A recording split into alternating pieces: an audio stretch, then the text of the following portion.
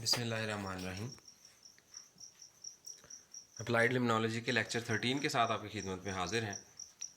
इससे पिछले दो लेक्चर्स के अंदर लेक्चर 11 और लेक्चर 12 के अंदर हमने प्लैंक्टन्स और उनकी टाइप्स और उनकी इकोलॉजी के बारे में पढ़ा। हमने डिफ़ाइन किया प्लैंक्टन्स होते क्या हैं, फिर उसके बाद उनकी क्लासिफिकेशन देखी, उसके बाद उनकी टाइप्स देखी। अभी उनकी टाइप्स को फर्दर जो है वो अगर हम थोड़ा सा एलैबोरेट करें तो हमारे पास दो मज़ीद टाइप्स प्लैंक्टन्स की आती हैं, जिनमें बैक्टीरियल प्लैंक्टन्स और एडवेंटिशियस प्लैंक्टन्स जो हैं वो शामिल है। आज का हमारा टॉपिक बैक्टीरियो प्लैंक्टन्स और एडवेंटिशियस प्लैंक्टन्स के ऊपर बेस्ड है।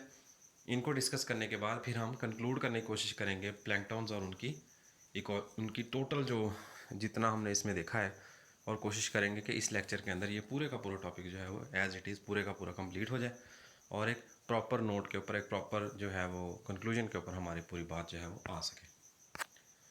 शुरू करते हैं। बिस्मिल्लाहिर्रहमानिर्रहीम। बैक्टीरियल प्लैंक्टन्स आमतौर पर नाम से ही जाहिर है कि ये बैक्टीरियल होंगे, जो बैक्टीरियाज होंगे जो फ्री फ्लोटिंग होंगे वाटर कॉलम के अंदर, या दूसरी प्लेस जहाँ पर ये बैक्टीरियल प्लैंक्टन्स हो सकते हैं वो बॉटम ड्वेलिंग सेडिमेंट्स हैं, जो बेंथोस रीजन है वहाँ पर।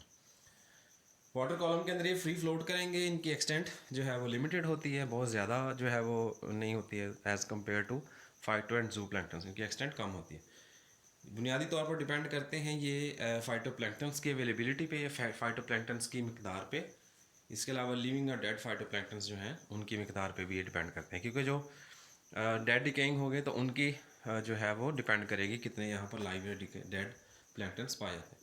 डिस्ट्रीब्यूशन की जो अगर हम पैटर्न्स की बात करें तो फाइटोप्लैंक्टन्स में जैसे एपिलिम्नियन जो कि सरफेस होंगे प्लैंक्टन्स, ये होते हैं बहुत ज़्यादा मिकदार में। हाइपरलिम्नियन जो लोअर साइड के ऊपर था, इनकी तादाद कम होती है। Fall overturn and spring overturn, ये जो साइक्लिक रोटेशन होती है या मिक्सिंग होती है वाटर की, इस पर भी डिपेंड करते हैं। इसके अलावा जो आइस होता है, टेम्परेचर कम होता है क्योंकि वहाँ पर बैक्टीरिया की मिकदार जो है वो कम होती है। इसके अलावा यूट्रोफिक लेक्स जो सेडिमेंटेशन, जिनमें मिनरल्स या रॉक जिनके अंदर न्यूट्रिएंट्स ज़्यादा होते हैं, नाइट्रोजन, सल्फ़र और सिलिका, इनके अंदर जो है वो पॉसिबिलिटी है कि ये ज़्यादा होंगे। इसके अलावा ओलिगोट्रोफिक लेक्स जो हैं उनके अंदर भी ये ज़्यादा होते हैं। इसके अलावा डिस्ट्रॉफिक लेक्स में जो है उनकी अबंडेंस वो इंटरमीडिएट होती है, बहुत ज़्यादा तादाद भी नहीं होती है और बहुत कम भी नहीं होती है, मॉडरेट सी होती है। सेटलिंग ऑफ बैक्टीरिया जो है वो यूजुअली अकर होती है with dead matter. Bottom sediments में ये जो बैक्टीरियोस प्लैंक्टन्स हैं इनकी मिकदार ज़्यादा होती है, डिपेंड करते हैं वहाँ पर जितना ऑर्गेनिक मैटर। अब कुछ ऐसे वाटर बॉडीज़ होती हैं, कुछ ऐसे प्लेसेस होती हैं ओशन के अंदर या सी के अंदर या फ्रेश वाटर के अंदर, जहाँ पर बहुत ज़्यादा डेड और डिकेइंग मैटर, डेट्राइटस जो है वो जमा होता है। तो ऐसी जगह पर जो बेंथोस बैक्टीरियो प्लैंक्टन्स हैं उनकी मिकदार ज़्यादा होगी। लिटोरल जोन जो है वहाँ पर इनकी तादाद काफ़ी ज़्यादा होगी, क्योंकि वहाँ पर सारे का सारा लिटर या डेट्राइटस जमा होता है। इसके अलावा क्ले और सैंड पार्टिकल्स जो हैं उनमें भी ये जो है ये एसोसिएशन पाई जाती है। इसके अलावा सीजनल वेरिएशन इनकी डिस्ट्रीब्यूशन को इंश्योर करेगी या रिस्पॉन्सिबल होगी कि किस तरीके से डिस्ट्रीब्यूट होते हैं। कैरेक्टरिस्टिक्स की बात करें तो फ्रेश वाटर बैक्टीरिया में हमारे पास कुछ ग्रुप्स हैं बैक्टीरिया के जो, या कुछ मेंबर्स हैं, स्पीसीज़ हैं जो बहुत ज़्यादा कॉमनली, फैमिलीज़ हैं बैक्टीरिया की जो काफ़ी कॉमनली हमें अगर होती हैं। उनमें आर्थ्रोबैक्टर शामिल हैं, एरोबैक्टर शामिल हैं, फ्लैवोबैक्टर शामिल हैं, एक्रोमोबैक्टर शामिल है, माइक्रोकोकस हैं और सूडोमोनास शामिल हैं। इनके अलावा सार्किना है, स्पाइरिलियम है, विब्रियो है, बैसिलस है। वाटर कंटेमिनेटेड जिसमें सीवेज वाटर यानी कि जो ये डोमेस्टिक एफ्लुएंट्स का या वॉशरूम्स वाला पानी जिसके अंदर होता है, तो इसके अंदर आमतौर पर ईस्चेरिशिया कोलाई, क्लोस्ट्रीडियम और स्टेप्टोकोकस बैक्टीरियो प्लैंक्टन्स जो है वो पाए जाते हैं। कैरेक्टरिस्टिक्स में size smaller than the terrestrial, जो टेरेस्ट्रियल बैक्टीरियाज होते हैं उनसे जो हमारे बैक्टीरियल प्लैंक्टन्स हैं या वाटर के अंदर मौजूद बैक्टीरिया हैं, इनका साइज़ आमतौर पर छोटा होता है। बैसिलस जो हैं वो ज़्यादा अबंडेंट होते हैं कोकाई की निस्बत, यानी कि इनकी जो अबंडेंस है वो भी वेरी करती है डिपेंडिंग ऑन द प्लेस और द नियर बाय सोर्सेज, किस तरह का वाटर या किस तरह के सोर्सेज से पानी वहाँ पर उस वाटर बॉडी के अंदर आ रहा है। Number very from less than 100 to thousands पर मिलीलीटर ऑफ द वाटर। जो पानी है उसकी प्लेसमेंट से, उसकी डेप्थ से और उसकी लोकेलिटी से भी अंदाज़ा लगाया जा सकता है कि इसमें कितनी अबंडेंस होगी बैक्टीरिया प्लैंक्टन्स की। इसके अलावा ऑप्टिमम टेम्परेचर जो है वो 10 to 25 जो डिग्री सेल्सियस है, ये इनके लिए ऑप्टिमम है, काफ़ी ज़्यादा सूटेबल है। इनको काफ़ी ज़्यादा मेंबर्स इनके इस टेम्परेचर पे अवेलेबल होते हैं, जबकि 20 डिग्री सेल्सियस जो है इस टेम्परेचर पर इनका जो डुप्लीकेशन है या डिवीजन का प्रोसेस है वो ज़्यादा रैपिड हो जाता है।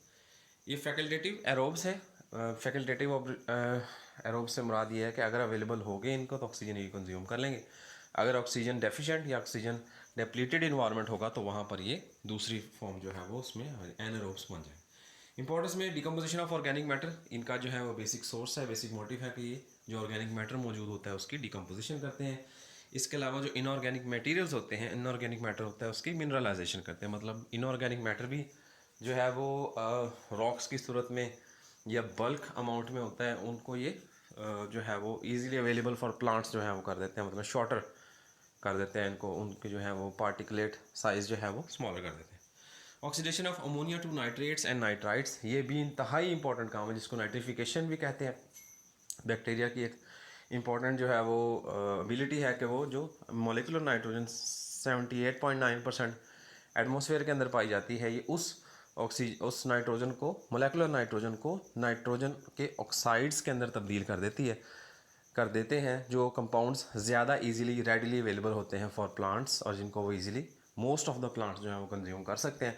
क्योंकि मॉलिक्यूलर नाइट्रोजन मिकदार में चाहे ज़्यादा हो but most of the plants जो हैं they fail to consume that nitrogen, molecular nitrogen. N2 को इस्तेमाल नहीं कर पाते, जिसको फिर कन्वर्ट करना पड़ता है ज़्यादा जो है वो मोर एब्जॉर्बेबल और more in that form which is easy for the plants to absorb. तो ये नाइट्रेट्स और नाइट्राइट्स में तब्दील करते हैं। ट्रांसफॉर्मेशन जो है वो सल्फ़र को जो सल्फ़र रॉक मिनरल सल्फ़र होती है उसको ये कंपाउंड्स में तब्दील कर देते हैं ताकि उसको भी यूज़ किया जा सके। सल्फेट्स वगैरह में, सल्फाइड्स वगैरह में तब्दील कर देती है। इसके साथ साथ फॉस्फेट्स जो होते हैं, जो रॉक्स के अंदर एम्बेडेड फॉस्फेट्स होते हैं या इंटेंगल फॉस्फेट्स होते हैं, जो ट्रैप्ड फॉस्फेट होते हैं, उनको ये फ्री कर देते हैं ताकि उन जो फ्री फॉस्फेट्स हैं उनको कंज्यूम कर सके पौधे। Next is decomposition of organic matter. All kinds of organic matter को ये CO2 में, अमोनिया, वाटर और मिनरल्स में, आमतौर पर जितने भी ऑर्गेनिक मैटर हैं, ऑर्गेनिक मैटर से मुराद बुनियादी तौर पर क्या होता है, ये डेड बॉडीज़ होती हैं, चाहे वो प्लांट की डेड बॉडी हो, चाहे वो एनिमल की डेड बॉडी हो, क्रस्टेशियन की डेड बॉडी हो, जिस भी ऑर्गेनिज्म की डेड बॉडी होगी वो, क्योंकि डेड बॉडी टिश्यूज से, ऑर्गन्स और ऑर्गन सिस्टम से मिलकर बनी है। ऑर्गन सिस्टम्स जो हैं वो ऑर्गन से मिलकर बने हैं। ऑर्गन्स मुख्तलिफ टिश्यूज़ की कलेक्टिव एक्शन या कलेक्टिव फंक्शनिंग की वजह से मिलकर बनते हैं, और हर टिश्यू जो है वो सेल से मिलकर बनता है। अगर हम सेल की भी बात करें तो वो फर्दर कई तरह के 10 से 12 किस्म के ऑर्गेनेलिस से मिलकर बनता है, और यही ऑर्गेनेलिस जो हैं वो पार्टिकल्स, मॉलिक्यूल्स या बायोमॉलिक्यूल से मिलकर बनते हैं। तो जब भी इनकी डिसअसेंबली होगी, इनका कैटाबॉलिज्म होगा, तो उस कैटाबॉलिज्म के नतीजे में जो कम्प्लेक्स कंपाउंड्स हैं, कम्प्लेक्स बायोमॉलिक्यूल्स हैं, मैक्रोमॉलिक्यूल्स हैं, उनको माइक्रो मॉलिक्यूल्स में या available in the form of nutrients कर दिया जाएगा ताकि उनको कंज्यूम किया जा सके। 60% of assimilate is oxidize and 40% is utilize by bacteria. अब जितना भी ये मटेरियल हासिल होगा, इस मटेरियल को या नाइट्रोजन की जो अमाउंट है, नाइट्रेट्स, नाइट्राइट्स वगैरह, उनमें जो रेशो होगी वो 60 और 40 की हो। 40% जो है वो बैक्टीरिया खुद कंज्यूम कर लेगा अपनी रिक्वायरमेंट्स के लिए, अपनी नीड्स के लिए, और 60% को वो अवेलेबल कर देगा फॉर द मैक्रोफाइट्स, जो प्लांट्स अवेलेबल हैं, हाइड्रोफाइट्स हैं, या इसके अलावा वो उसको वाटर में शामिल कर देगा जिसको फिर बाद में कंज्यूम किया जा सकता है, यूटिलाइज किया जा सकता है। इसके अलावा ये कम्प्लेक्स कंपाउंड्स जिनमें काइटिन शामिल है, लिग्निन शामिल है, सेलुलोज शामिल है और वैक्सीज शामिल। 3 कंपाउंड्स, काइटिन, लिग्निन और सेलुलोज, ये तीनों कंपाउंड्स जो हैं ये बल्कि वैक्सीज भी, ये चारों कंपाउंड्स जो हैं ये मैक्रोमॉलिक्यूल्स होते हैं, और इनका जो होता है एटॉमिक नंबर होता है या मॉलिक्यूल नंबर होता है, number of atoms in a molecule होता है, वो बहुत लार्जर होता है। एक जो है वो बहुत सारे सब यूनिट से मिलकर के मजमूए का पॉलीमर होता है। तो इस पॉलीमर को ये ब्रेक डाउन करते हैं और उसको इनके सब यूनिट्स में तब्दील करते हैं, और सब यूनिट्स जो हैं वो फिर फर्दर यूटिलाइज हो पाते हैं। अगर वो प्रोटीन सोर्स है तो वो अमीनो एसिड में तब्दील हो जाएंगे, और यही अमीनो एसिड प्लांट्स अपनी प्रोटीन डेवलप करने के लिए, उनको असेंबल करने के लिए इस्तेमाल करें। इसी तरीके से अगर बाकी मटेरियल्स हैं जिनमें हमारे पास काइटिन है, लिग्निन है, तो जब इनको सब यूनिट्स के अंदर तब्दील किया जाएगा तो ये सब यूनिट्स जो हैं वो प्लांट्स के लिए या दूसरे ऑर्गेनिजम्स के लिए उनकी बॉडी स्ट्रक्चर्स डेवलप करने के लिए इस्तेमाल हो जाएंगे, यानी कि दूसरे अल्फाज में ये रिसाइकल हो जाएंगे कंपाउंड्स। जबकि सेलुलोज जो है जब भी ये ब्रेक डाउन होगा तो ये ग्लूकोज में तब्दील हो जाएगा, जिस ग्लूकोज को फिर जो ऑर्गेनिजम्स हैं, एक्वाटिक ऑर्गेनिजम्स हैं, वो इस्तेमाल कर पाएंगे। इसके अलावा जो ऑर्गेनिक कंपाउंड्स होते हैं ये ज़्यादा ससेप्टेबल होते हैं बैक्टीरिया के लिए। ऑर्गेनिक कंपाउंड्स क्योंकि बैक्टीरिया जो हैं दे आर प्रोग्राम्ड और they are develop to decompose them, और उनके ऊपर इनकी एक्टिविटी जो है वो काफ़ी ज़्यादा रेडिली होती है, काफ़ी ज़्यादा स्ट्रांगली वो इफ़ेक्ट करते हैं। इसी वजह से जो ऑर्गेनिक कंपाउंड्स होते हैं उन पे बैक्टीरिया जो है उनका इफ़ेक्ट काफ़ी रैपिड होता है, काफ़ी तेज़ होता है। इस बात को इजीली हम ले सकते हैं, जो जितने भी हमारे पास पॉलीमर्स मौजूद हैं, जितने भी हमारे पास मैक्रो मॉलिक्यूल्स मौजूद हैं, इसी तरीके से जो फूड हमारे पास अवेलेबल है या जो फ्रूट्स हमारे पास अवेलेबल हैं, जो वेजिटेबल हमारे पास अवेलेबल हैं, वो तमाम किसी ना किसी या ग्रुप ऑफ जो मैक्रो मॉलिक्यूल्स हैं उन्हीं से मिलकर बने होते हैं। लेकिन जो ऑर्गेनिक फूड्स होती हैं, चाहे वो फ्रूट्स हों चाहे वो वेजिटेबल्स हों, उनके ऊपर जो है वो डिकम्पोजिशन एक्टिविटी वो ज़रा जल्दी होना शुरू होती है as far as the other polymers जो कि इसी इन्वायरमेंट का हिस्सा है, इसी एटमॉस्फेयर का हिस्सा है, लेकिन उनमें होने वाली जो है डिकम्पोजिशन एक्टिविटी है वो ऑर्गेनिक मैटर की निस्बत बहुत स्लो होती है। यानी कि ऑर्गेनिक मैटर जो है उनमें बड़ी रैपिडली एक्टिविटी परफॉर्म होती है। सबसे ज़्यादा जो फास्टली रैपिडली एक्टिविटी परफॉर्म होती है वो इन 3 कंपाउंड्स के अंदर होती है, जिनमें प्रोटीन, लिपिड और कार्बोहाइड्रेट शामिल हैं। प्रोटीन्स जो हैं जब भी ये ब्रेक डाउन होंगी, कैटाबलाइज होंगी, डिकम्पोज होंगी, तो ये अमाइनो एसिड्स में तब्दील हो जाएंगी। इन्हीं अमाइनो एसिड्स को डायरेक्टली कंज्यूम कर लेंगे बैक्टीरिया खुद भी अपनी प्रोटीन सेंसेस के लिए। इसी तरीके से जो दूसरे प्लैंक्टन्स हैं वो अपनी प्रोटीन सेंसेस के लिए इन अमाइनो एसिड्स को एज अ फूड कंज्यूम कर लेंगे। प्लांट्स जो हैं वो इन अमाइनो एसिड्स को एज अ फूड यूज़ करेंगे और एज एन जो है वाटर के साथ डिज़ोल्व फॉर्म के अंदर इनको अपटेक कर लेंगे और उसके बाद उनसे अपनी रिक्वायर्ड प्रोटीन्स बना लेंगे। इसी तरीके से लिपिड्स हैं। अब लिपिड्स जो हैं वो भी 2 ही मॉलिक्यूल से, ग्लाइसरोल और जो हैं वो हमारे पास फैटी एसिड से ही मिलकर बने होते हैं। लिपिड्स जो हैं मेजरली मोस्टली जो हैं, बाकी इनके अलावा फॉस्फोलिपिड्स जो हैं उनकी तो अगर फॉस्फोलिपिड की बात करें तो फॉस्फेट ग्रुप उतार देंगे और बाकी सारे का सारा मॉलिक्यूल जो है वो कंज्यूम कर लिया जाएगा फॉस्फेट अपना लिपिड्स बनाने के लिए। जिस भी जो अंदर ने वो यूज़ करना है फॉस्फेट, उसका जो लिपिड ग्रुप है, फैटी एसिड्स ग्रुप है, जबकि फॉस्फेट्स जो हैं उनको डायरेक्टली कंज्यूम कर लिया जाएगा फॉर रेस्पिरेटरी एक्टिविटी और एटीपी सेंसेस। कार्बोहाइड्रेट्स की बात करें तो कार्बोहाइड्रेट्स में ये यूजुअली क्योंकि फूड के तौर पर तो इनके जो सब यूनिट्स होते हैं, ओलिगोसैकेराइड्स हैं या मोनोसैकेराइड्स हैं, ये सारे के सारे जो हैं वो फूड सोर्सेज के तौर पर यूज़ होते हैं। तो जैसे ही ये वाटर में अवेलेबल होंगे तो उनको फूड सोर्स के तौर पर इस्तेमाल कर लिया जाए। इसके अलावा ह्यूमस डिकम्पोजिशन, अब जो लिटर होता है या डिट्राइटस होता है, जिस वक्त उसकी डिकम्पोजिशन होती है तो उसके नतीजे में कई इफेक्ट्स जो हैं या कई फैक्टर्स या कई कॉन्सिक्वेंसेस हमें फेस करने पड़ते हैं, जिनको यहाँ पर हम इलेबरेट करेंगे। तो जिनमें सबसे पहली चीज़ है हमारे पास बीओडी, बायोलॉजिकल ऑक्सीजन डिमांड। ये क्या होती है जी? Amount of O2 utilize by bacteria to oxidize organic matter. ये आमतौर पर ऑक्सीजन की वो मिकदार होती है। अब जो डिकम्पोजिशन प्रोसेस है ये भी बिल्कुल बर्निंग प्रोसेस की तरह है, बट बर्निंग और डिकम्पोजिशन में डिफरेंस है कि यहाँ पर ये पड़ जाएगा। बर्निंग के नतीजे में ऐश डिवेल्प होती है, राख डिवेल्प होती है। वो राख डायरेक्टली बहुत कम प्लांट्स जो हैं उसको वो कंज्यूम कर पाते हैं। फ़ायदा बर्निंग प्रोसेस का या कंबशन प्रोसेस का भी अपने बहरहाल अपनी जगह पे फ़ायदा है। उसमें बहुत सारे ऐसे कंपाउंड्स होते हैं, ऐसे नट्स होते हैं या शेल्स होते हैं जो आमतौर पर क्रैक नहीं होते हैं। जैसे उनको फायर मिलता है या इतनी हीट अवेलेबल होती है उसके बाद वो क्रैक होते हैं। इसी तरीके से जो क्लाइमेक्स कम्युनिटीज़ होती हैं उनके जो रिमेन्स होते हैं, जब उनको बर्न आउट कर दिया जाता है, उनको जला दिया जाता है, तो उसके बाद फिर जो बहुत सारे रेजिडुअल सीड्स होते हैं या रिसेसिव सीड्स होते हैं जो क्लाइमेक्स कम्युनिटी की डोमिनेंस की वजह से अपना इजहार नहीं कर पाते हैं या अपने आप को जर्मिनेट नहीं कर पाते हैं, जब न्यूट्रिएंट्स डेफिशिएंसी, वाटर डेफिशिएंसी या रिसोर्सेज डेफिशिएंसी की वजह से वो अपने आप को शो नहीं कर पाते हैं, तो इन दैट केस क्या हो जाता है, यहाँ पर ईजी हो जाता है उन प्लांट्स के लिए कि वो अपने सीड्स जो हैं उनको जर्मिनेट करवा सकें। ये तो है बर्निंग या कम्बशन प्रोसेस के बेनिफिट्स। डिकम्पोजिशन के अंदर जो है वो क्या होता है, जब कम्बशन में भी हमने जब उसके केमिकल रिएक्शन किया था तो उसमें भी हमने ये बात की थी कि उसमें कार्बन जो है उसमें हम एक्सेसिव अमाउंट ऑफ ऑक्सीजन को कंज्यूम करवाते हैं, जिसके नतीजे में कार्बन डाइऑक्साइड, वाटर और एनर्जी जो है वो हमारे पास हासिल होती है। जब हम बात करेंगे डिकम्पोजिशन प्रोसेस की तो इसमें भी ऑक्सीजन कंज्यूम होगी, जिनके जरिए कम्प्लेक्स मॉलिक्यूल्स को सिंपल मॉलिक्यूल्स के अंदर कैटाबोलाइज किया जाएगा। जिस प्रोसेस को बायोलॉजिकल ऑक्सीजन डिमांड कहते हैं। इसमें वो अमाउंट ऑफ CO2 जो है, ये डिमांड ऑक्सीजन की कौन सी है, जितनी अमाउंट ऑफ CO2 जो है वो रिक्वायर्ड है फॉर द डिकम्पोजिशन और break down processes. Carbohydrate decomposition जो है यहाँ पर ये ज़्यादा कंसर्नली या ज़्यादा इजीली रेडिली यहाँ पर बयान की जाएगी। सेलुलोज डिकम्पोजिशन के जो बैक्टीरिया होते हैं उनको हम साइटोफेज, सेल विब्रियो जो है ये कहते हैं, दो टाइप से, सेल विब्रियो और साइटोफेज। तो ये जो है ये एक्टिविटी करते हैं ऑन सेलुलोज डिकम्पोजिशन। इसके अलावा लिग्निन जो है कंपाउंड, ये भी एक जो है वो सेल वॉल के अंदर मौजूद मटेरियल होता है। ये भी स्पोर्ट मटेरियल है, ये भी कम्प्लेक्स स्ट्रक्चर होता है इसका भी, और काफ़ी जो है वो स्टिफनेस फ्राहम करता है, काफ़ी स्ट्रेंथ फ्राहम करता है।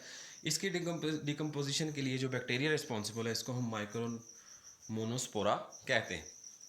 प्रोटीन डिकम्पोजिशन करीब प्रोटियोलैटिक बैक्टीरिया, मखसूस किस्म के बैक्टीरिया जिनका काम प्रोटीन लाइसिस होता है या प्रोटीन का ब्रेकडाउन होता है, ये प्रोटियोलैटिक बैक्टीरिया यहाँ पर जो है वो अपना रोल प्ले करेंगे। काइटिन डिकम्पोजिशन जो है इनके लिए काइटिनोक्लास्टिक बैक्टीरिया जिनको माइक्रोमोनोस्पोरा भी कहते हैं, तो ये लिग्निन और काइटिन दोनों क्योंकि जो है वो सपोर्टिव स्ट्रक्चर्स हैं, ये जो है वो स्ट्रेंथ फ्राहम करते हैं, तो इनके ऊपर जो एक्शन परफॉर्म करने वाला बैक्टीरिया वो भी सेम ही होगा। इसके अलावा लिपिड डिकम्पोजिशन जो है इसके लिए सूडोमोनास, सार्किना और बैसिलस, ये तीनों क्लासेस बैक्टीरिया की जो है वो लिपिड को डिकम्पोज करेंगे, कैटाबलाइज करेंगे, उसको ब्रेक डाउन करेंगे। मिनरलाइजेशन की बात करें तो जो रॉकी मटेरियल होता है उसको किस तरीके से मिनरल में तब्दील किया जाता है, तो एरोबिक कंडीशन में CO2 जो है वो प्रोड्यूस होती है, फॉस्फेट्स और सल्फेट्स आमतौर पर जनरेट किए जाते हैं। किससे जनरेट किए जाते हैं? ये इनऑर्गेनिक जो रॉक फॉर्मेशन है, रॉक की जब ब्रेक डाउन किया जाएगा तो उसके नतीजे में उसको तब्दील कर लिया जाएगा फॉस्फेट्स और सल्फेट्स में। अमोनिया के ऑक्सीडेशन के लिए ऑक्सीडाइज नाइट्रेट्स एंड नाइट्राइट्स, तो ये नाइट्रोजन जो है उसको तब्दील कर देगा। अमोनिया क्योंकि ऑक्सीडेशन ऑफ अमोनिया में हम देखते हैं कि अमोनिया क्योंकि NH3 होता है, NH3 के अंदर 3 हाइड्रोजन अवेलेबल हैं और एक लोन पेयर अवेलेबल है। तो अब ये लोन पेयर और हाइड्रोजन ये अट्रैक्शन जाहिर करते हैं टुवर्ड्स ऑक्सीजन। अब जैसे ऑक्सीजन की तरफ ये अट्रैक्शन जाहिर करेंगे तो ये ऑक्सीजन के साथ रिएक्ट करके कैटलिस्ट और अवेलेबल जो भी उसकी रिक्वायरमेंट्स हैं उन तमाम रिक्वायरमेंट्स की को जब पूरा किया जाएगा तो उसके रिजल्टेंटली जितने हाइड्रोजन हैं इसमें से वो हाइड्रोजन रिमूव हो जाएंगे और ऑक्सीजन वहाँ पर ऐड हो जाएगी। और ये आम तौर पर किस जगह पर होती है? जो शैलो पोर्शन होता है जहाँ पर ऑक्सीजन काफ़ी ज़्यादा होती है, यानी कि जो शोर लाइन के करीब, कोस्टल रीजन के करीब इलाका होता है, जो साहिल के साथ इलाका होता है, उस इलाके के अंदर या किनारे के करीब इलाका होता है, वहाँ पर जो है वो चांसेस ज़्यादा होते हैं अमोनिया के ऑक्सीडेशन के, क्योंकि वहाँ पर ऑक्सीजन ही काफ़ी ज़्यादा है और लाइट भी काफ़ी ज़्यादा है। तो उन रीजन्स के अंदर नाइट्रोजन जो अमोनिया जो है उसको कन्वर्ट किया जाता है नाइट्रेट्स एंड नाइट्राइट्स के अंदर। नेक्स्ट पोर्शन जो हम देखेंगे हमारे इसका लास्ट टाइप होगी, अगर इसके अलावा कोई टाइप हुई तो उस नेक्स्ट लेक्चर के अंदर देख लेंगे। लेकिन आज का हमारा दूसरा टाइप बैक्टीरियो प्लैंक्टन्स के बाद दूसरा टाइप हमारा एडवेंटिशियस प्लैंक्टन्स है। एडवेंटिशियस प्लैंक्टन्स क्या होते हैं? लिटोरल और बेंथिक ऑर्गेनिजम्स जो है आमतौर पर इनमें छोटे ऑर्गेनिज्म शामिल होते हैं या एक्सीडेंटली या टेम्परेरली इनकॉर्पोरेट हो जाते हैं प्लैंक्टन्स के अंदर। इनको भी कंसिडर कर लिया जाता है प्लैंक्टन्स की तरह। इनके वेव एक्शंस जो हैं वो इनके वायलेंट स्टॉर्म्स, इसके अलावा वाटर लेवल्स, फ्लड पीरियड्स जो है रनिंग वाटर सिस्टम्स के अंदर, सीशीज़ के अंदर, इसके अलावा जो है और other water disturbances facilitate the introduction of adventitious components. जो रिजल्टेंट ये ऊपर जितने फैक्टर्स बयान किए गए हैं उनको वन बाय वन भी अगर हम देख लें तो एक्सीडेंटली या परमानेंट या temporarily incorporated into the planktons के साथ इनकी वाबस्तगी हो जाती है, जिनमें वेव एक्शन जो है वो रिजल्ट होता है वायलेंट स्टॉर्म्स। अगर तूफ़ान आ जाए, बेबहा बेइंतहा किस्म के या ख़तरनाक किस्म के तूफ़ान आ जाए, या जो सी लेवल है एक मखसूस लेवल पर, उसकी बजाय वो सी लेवल राइज हो जाए, जो कि क्लाइमेट चेंज की वजह से मेनली हो सकता है। इसके अलावा फ्लड पीरियड्स इन रनिंग वाटर सिस्टम, जो अगर जो है वो सैलाबी सूरत हाल बन जाए या काफ़ी लॉन्ग ड्यूरेशन के लिए सैलाबी पानी जो है वो उस किसी रनिंग वाटर सिस्टम के अंदर आ जाए, तो उसके नतीजे में भी seiches and other water disturbances facilitate the introduction of adventitious components. तो ये एडवेंटिशियस या स्टिकी कंपोनेंट्स, ऐसे कंपोनेंट्स जो किसी सरफेस के ऊपर जो है वो अटैच हो सकते हैं या आउटर साइड के जो है उनके ऊपर ये उस फॉर्म के अंदर जो है ये कंपाउंड वहाँ पर आ सकते हैं। इनमें कुछ टर्बिलेरियंस हैं, एग्जांपल है जी हमारे पास सर्केरिया ट्रिमाटोड्स के। इनके अलावा फ्रेश वाटर निमर्टियंस हैं, इसके अलावा फ्री लिविंग एक्वेटिक नेमाटोड्स हैं, representative of the smaller aquatic oligochaetes हैं, specially species belonging to Aeolosomatidae, या द एनएडीडी है, सर्टेन नॉन प्लैंक्टोनिक क्रस्टेशियंस और इंसेक्ट्स जो हैं टार्डिग्रेड्स हैं, इनके अलावा स्मॉल स्नेल्स हैं, ग्लोशिडिया ऑफ मसल्स है, और इनके अलावा जो है वो organisms may find their ways to planktonic adventitiously, ये भी जो है वो प्लैंक्टॉन्स की जो है वो एक्सीडेंटल फॉर्म हो सकते हैं। In fact, almost any of the smaller littoral or benthic organism are potential adventitious plankton elements। तो ये एडवेंटिशियसली प्लैंक्टन हो सकते हैं। कोई भी छोटे साइज का ऑर्गेनिज्म है जो कि डायरेक्टली लाई नहीं करता इनटू प्लैंक्टोनिक कैटेगरी, वो भी जो है वो एक्सीडेंटली और पोटेंशियल रखता है, उसमें ये एबिलिटी है कि उसको एडवेंटिशियस प्लैंक्टन एलिमेंट के अंदर कंसीडर किया जा सकता है। Discrimination between true planktons and adventitious form is relatively simple in that sense. कभी कभार ये बहुत सिंपल होती है, सीधी सी एग्जांपल होती है। इन अदर वेज, जबकि दूसरे अल्फाज इट में be very difficult owing to the rhythms, periodicity, life history features and other complicating circumstances which surrounds and govern the appearance of the occasional plankers in addition to the accidental। बहुत cases में ये बहुत आसान हो जाता है कि हम एडवेंटिशियस जो प्लैंक्टन्स हैं इनको जो ट्रू प्लैंक्टन्स हैं उनसे क्लासीफाई कर सकें, लेकिन ज़्यादातर केसेस में ये बहुत ही मुश्किल हो पाता है। लेकिन फिर भी हमारे पास कुछ चीज़ें हैं, कुछ जो हैं ऐसे फीचर्स हैं, कुछ फैक्टर्स हैं जिनके ज़रिए हम इनको डिफ्रेंशिएट कर सकते हैं, जिनमें बेसिकली रिदम्स हैं, जो उनकी साइक्लिक मूवमेंट्स हैं, पीरियोडिक मूवमेंट्स हैं, उनके ज़रिए पीरियोडिसिटी, ये रिदम्स और पीरियोडिसिटी सिनोनिम्स ही हैं। लाइफ हिस्ट्री के फीचर्स जो हैं लाइफ साइकिल्स के ज़रिए, या जाहिर सी बात है अगर कोई ट्रू प्लैंक्टन्स होगा तो वो सारी की सारी ज़िंदगी थ्रू आउट हिज लाइफ और इट्स लाइफ वो सारी की सारी ज़िंदगी प्लैंक्टोनिक फॉर्म के अंदर रहेगा। लेकिन जो एक्सीडेंटल या एडवेंटिशियस प्लैंक्टन होगा उसमें ये एबिलिटी होती है कि वो प्लैंक्टन की तरह through out it's life span वो वैसे बिहेव नहीं करेगा, बल्कि उसका बिहेवियर अल्टर हो जाएगा, चेंज हो जाएगा। यही चेंज बिहेवियर जो है वो उसको ट्रू प्लैंक्टर से डिफ्रेंशिएट कर देगा, डिस्क्रिमिनेट कर देगा। In addition to the accidental inclusions of smaller marginal and or bottom organisms in the plankton, the planktologist not frequently encounters wind-blown organisms। इन तमाम के अलावा भी कुछ ऐसे जानदार होते हैं जिनको कभी भी इसमें इंक्लूड नहीं किया जाता, जिनमें विंड ब्लोन यानी कि हवा के रास्ते पानी में शामिल होने वाले जानदार हैं शामिल हैं, रिप्रोडक्टिव बॉडीज़ हैं, इसके अलावा life history stages of organism all of the terrestrial region. Pollen of the various shrubs and trees is often blown into water in considerable quantity। कुछ टेरेस्ट्रियल ऑर्गेनिजम्स, टेरेस्ट्रियल जो होते हैं प्लांट्स, उनके spores वगैरह, उनके पोलन्स वगैरह या उनके जो मटेरियल हैं, रिप्रोडक्टिव मटेरियल्स वगैरह हैं, ये काफ़ी ज़्यादा मिकदार में भी पानी में शामिल हो जाते हैं, लेकिन उनको एडवेंटिशियस प्लैंक्टन में कंसीडर नहीं किया जाता। अब हम लोग जो है बैक्टीरियो प्लैंक्टन को डिफाइन करेंगे। अब देखें जो बैक्टीरियो प्लैंक्टन्स हैं आमतौर पर ये जो फाइटोप्लैंक्टन्स या जू प्लैंक्टन्स होते हैं उनसे बहुत छोटे होते हैं साइज़ में। ये इस डायग्राम से हम ये बात कंसेप्ट को क्लियर कर सकते हैं।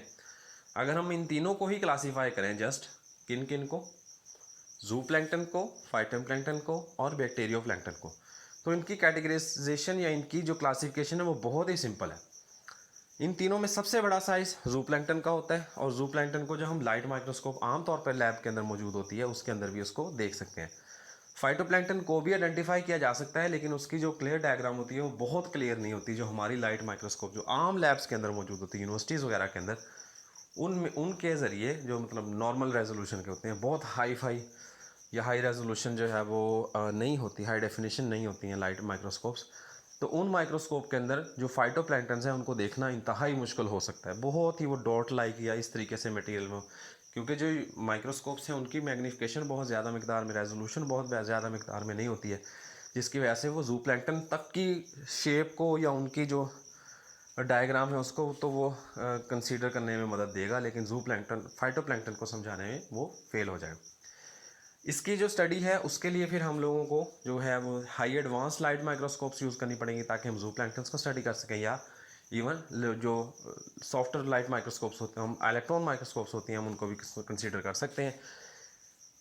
जू प्लैंक्टन का साइज इन तीनों में सबसे बड़ा, देन कम्स द फाइटोप्लैंक्टन्स, और फाइटोप्लैंक्टन्स से भी स्मॉलर साइज़ के होते हैं बैक्टीरियो प्लैंक्टन्स, जो यहाँ पर इस डायग्राम के अंदर भी हम देख सकते हैं। एक फाइटोप्लैंक्टन जो है उसके इर्द गिर्द कई ग्रुप्स या कई क्लस्टर्स हमारे पास बैक्टीरियो प्लैंक्टन के शो हो रहे हैं। अब ये एक छोटा सा जो है वो फूड चेन जाहिर किया गया है, फूड वेब जाहिर किया गया है, जिसके ज़रिए हम ये अंदाज़ा लगा सकते हैं कि जिन ऑर्गेनिजम्स को हम 3 लेक्चर से स्टडी कर रहे हैं वो ऑर्गेनिज्म इन एक्चुअल कितनी इंपॉर्टेंस रखते हैं किसी भी वाटर बॉडी के अंदर, या कार्बन सिक्वेस्ट्रेशन में फाइटोप्लैंक्टन्स किस तरीके से अपना किरदार अदा करते हैं। अब जहाँ पर CO2 कार्बन डाइऑक्साइड लिखा हुआ है, इसके ऊपर वाली साइड पर सनलाइट है, तो ये सनलाइट और कार्बन डाइऑक्साइड यही दो चीज़ें ऐसी होती हैं जो इंतहाई इंपॉर्टेंटली रिस्पॉन्सिबल हैं फॉर फोटोसिंथेटिक एक्टिविटी। इस फोटोसिंथेटिक एक्टिविटी के लिए सनलाइट डायरेक्टली कंज्यूम की जाएगी और कार्बन डाइऑक्साइड, अब देखिए अगर कार्बन डाइऑक्साइड के एरो की तरफ देखें आप, तो ये बाई डायरेक्शनल एरो है, 2 वे एरो है, जो ये बात साबित करता है कि कार्बन डाइऑक्साइड फाइटोप्लैंक्टन्स खुद भी कंज्यूम कर रहे हैं और रेस्पिरेटरी एक्टिविटीज़ के नतीजे में, क्योंकि चाहे प्लांट हो या एनिमल हो, रेस्पिरेशन ही वो प्रोसेस है जो दुनिया में सबसे ज़्यादा हो रहा होता है। इन दैट केस फाइटोप्लैंक्टन्स भी फोटोसिंथेटिक एक्टिविटी के साथ साथ रेस्पिरेशन बहरहाल करेंगे, जिसके नतीजे में वो कार्बन को एटमॉस्फेयर में शामिल करेंगे।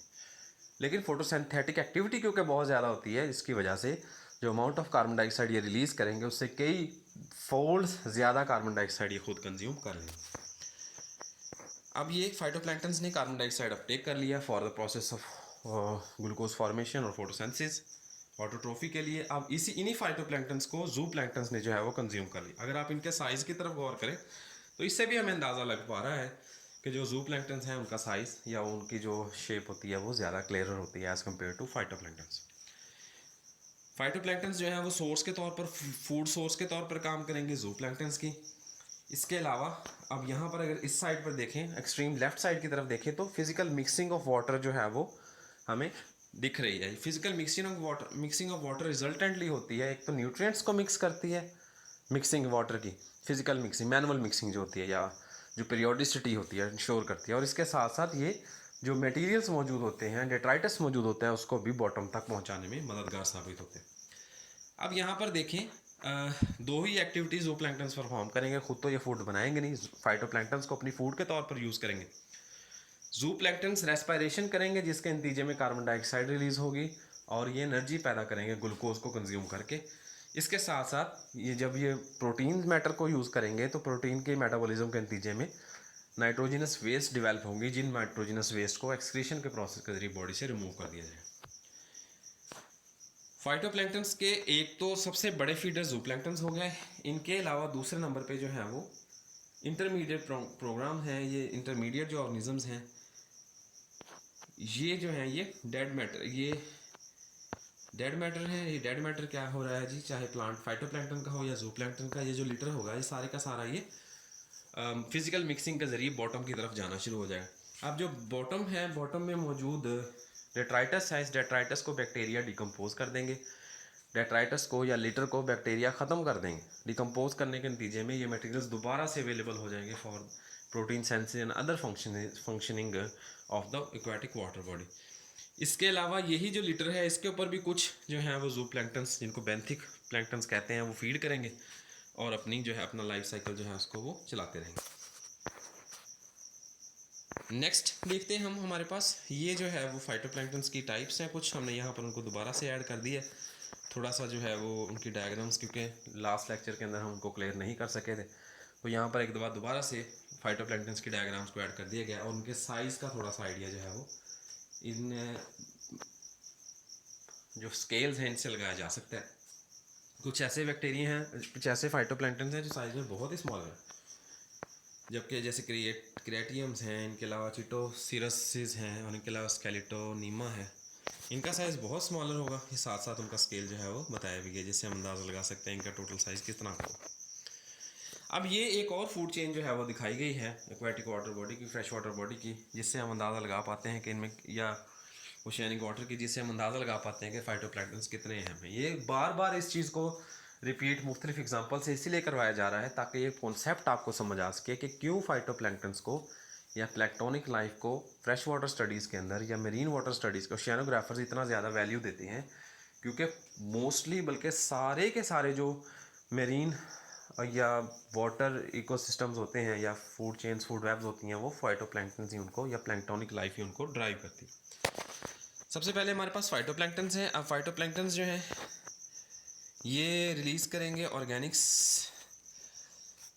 मटेरियल्स रिलीज़ करेंगे। ये ऑर्गेनिक मटेरियल्स जो है इनकी ऑक्सीडेशन हो जाएगी, तो इसके नतीजे में ये जो है वो हमारे पास ऑर्गेनिक मैटर्स में तब्दील हो जाएंगे और ऑर्गेनिक मैटर जो हैं ये दोबारा से जो है वो सर्कुलेट होते रहेंगे। जिन मटेरियल्स में हमारे पास बाइवल मोलस्क शामिल हैं, इनके अलावा सीविड शामिल है जो इनको करती रहेंगी, कंज्यूम करती रहेंगी। इसके बाद हम देखेंगे तो ये एक मॉडलिंग टेक्निक है जिसके ज़रिए हम बैक्टीरियल प्लैंक्टन की एक्टिविटीज़ को समझने की कोशिश करते हैं। ये बैक्टीरियल प्लैंक्टन की मुख्तलिफ क्लासेस स्ट्रेन्स हैं हमारे पास।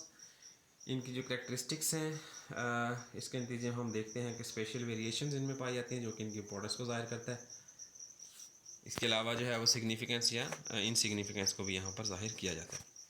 अब प्लैंक्टन्स का जो साइकिल हमारा वाटर बॉडी के अंदर होता है उस साइकिल को यहाँ पर हम देखेंगे। तो एक साइड से हम इसको शुरू कर लेते हैं। हेटरोट्रॉफिक प्रोकैरियोट्स जो हैं ये आमतौर पर प्रोकैरियोटिक और यूकैरियोटिक ऑटोट्रोफ्स को फीड करेंगे। इसके अलावा जो है वो ये प्रोकैरियोट्स यानी बैक्टीरियाज जो हैं ये फीड करेंगे स्मॉलर फेगोट्रोफिक प्रोटिस्ट या लार्जर फेगोट्रोफिक प्रोटिस्ट, यानी कि ये बैक्टीरिया फीड करेंगे स्मॉलर फेगोट्रोफिक प्रोटिस्ट को और वो जो है वो लार्ज फेगोट्रोफिक प्रोटिस्ट को फीड करवाएंगे।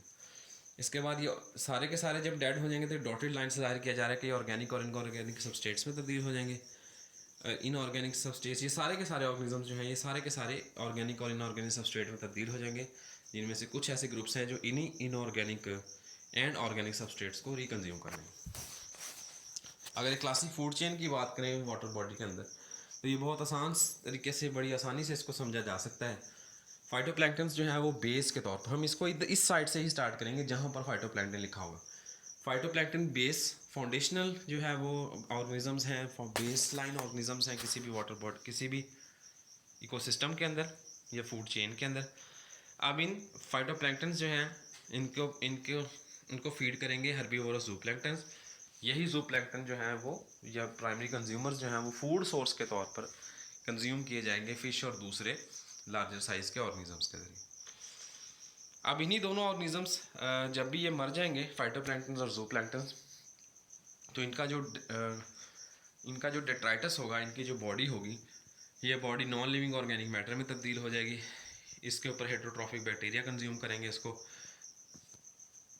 इन्हीं हेटरोट्रॉफिक बैक्टीरिया के ऊपर फीड करने वाले बैक्टीरियोवर्स जो फ्लैजिलेट्स हैं वो फीड करेंगे और इन्हीं बैक्टीरियोवर्स फ्लैजिलेट्स को लार्जर प्रोटिस्ट जो हैं वो कंज्यूम करेंगे। इन तमाम ग्रुप ऑफ ऑर्गेनिजम्स के अंदर जो रेस्पायरेशन है उसके नतीजे में CO2 जो है वो डेवलप होती रहेगी। इन कंपाउंड्स के अंदर अब इनको जो है वो इनसे जो डेवलप होने वाली नाइट्रोजन और फॉस्फेट है क्योंकि ये कंज्यूम करेंगे डेट्राइटस को। तो डेट्राइटस हमने इससे पिछले स्लाइड्स के अंदर पढ़ा के डिकम्पोजिशन के नतीजे में वही बेसिक कंपाउंड्स हमारे पास हासिल हो जाएंगे जिनसे वो डेड डिकेइंग बॉडी जो है वो डेट्राइटस फॉर्म हुआ था।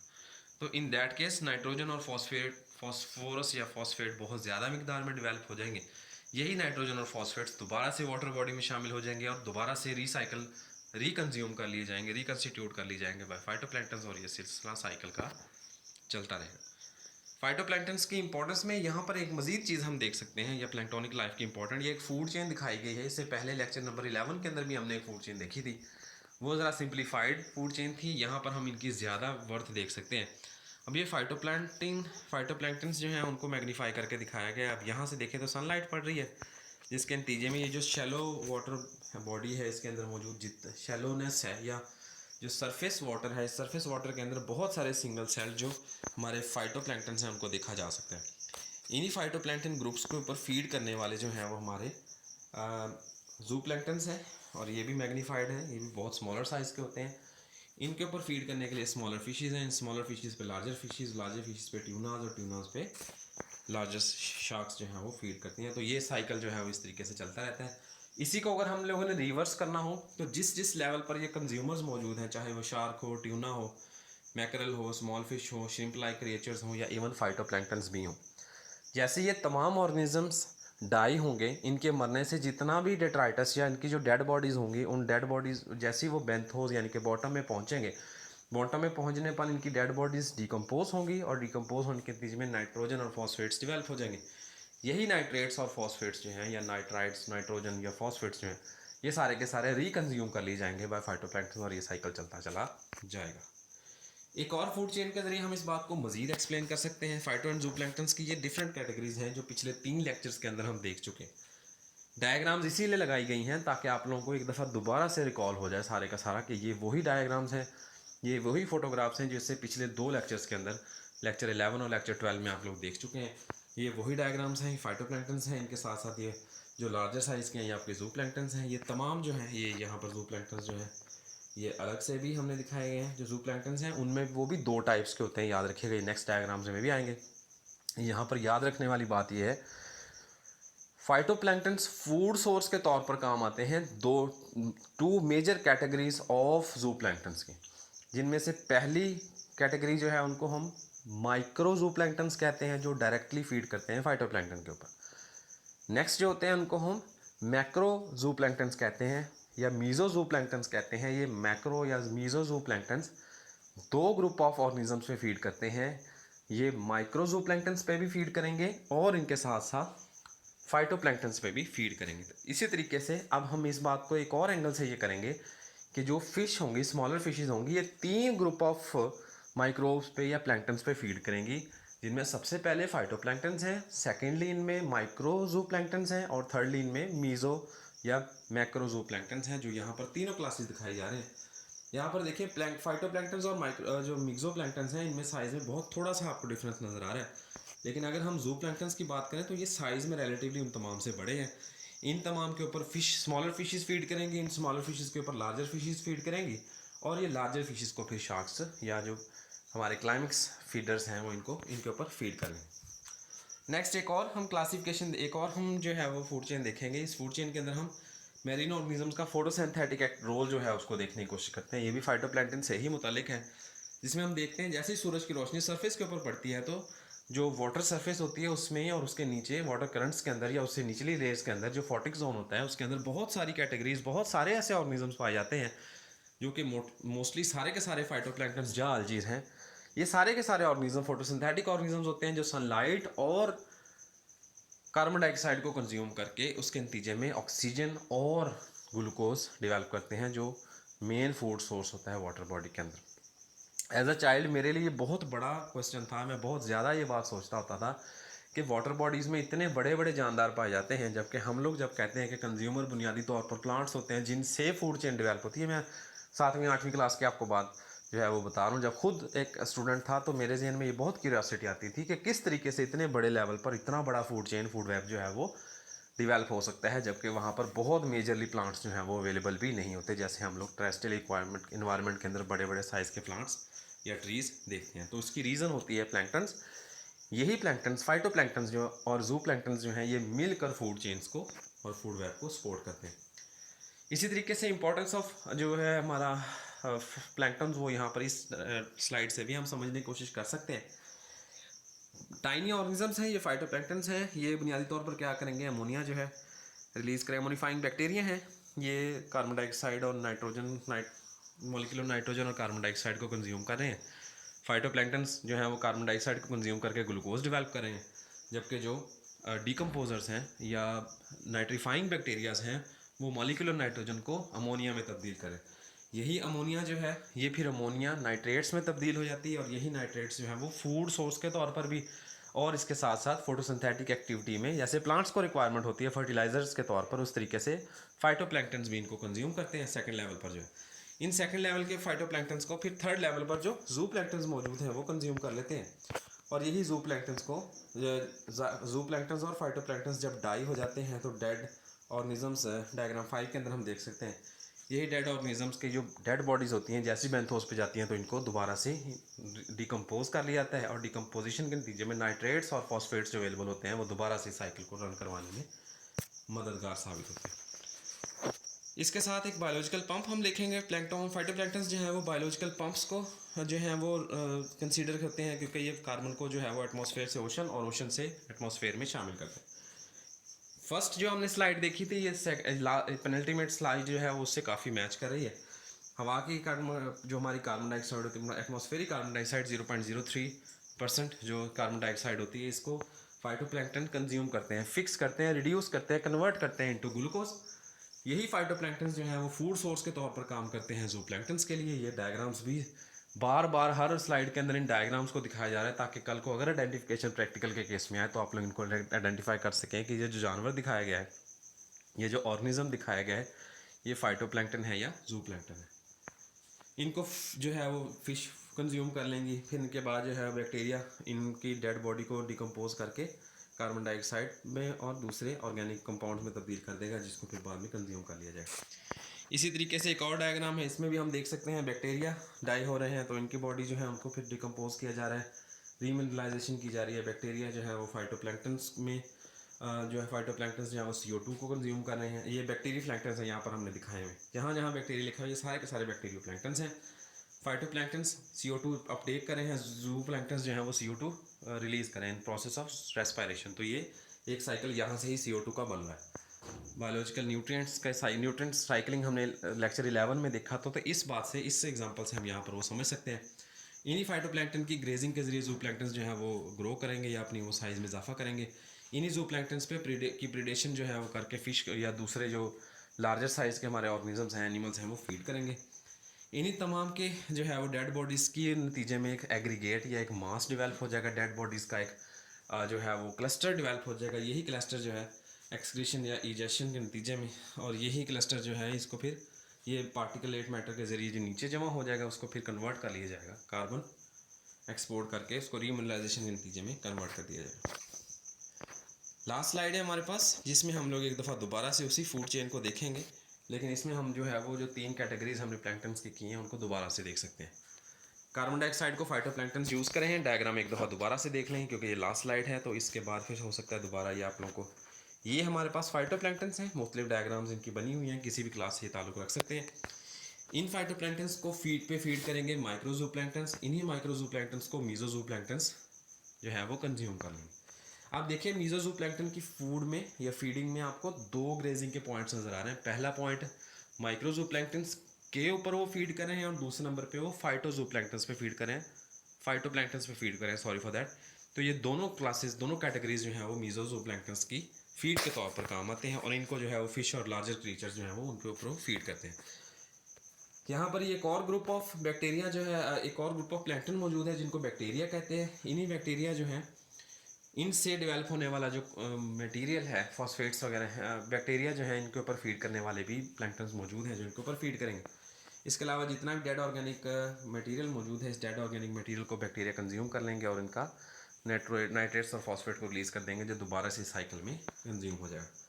यही दोबारा चीज़ें जो हैं वो बयान की गई हैं। डेड ऑर्गेनिक कार्बन है सारे का सारा जूप्लैंक्टन्स, ये बेंथोस में मौजूद जूप्लैंक्टन्स हैं, बिल्कुल ही जो है वो बॉटम में मौजूद होते हैं, जो यहाँ पर मौजूद ऑर्गेनिक मैटर से फीड जो है वो हासिल करेंगे और इसके ज़रिए ये साइकिल जो है वो चलता चला जाएगा। ये था हमारा लेक्चर 13, थर्ड लेक्चर था ये हमारा प्लैंक्टन्स के ऊपर।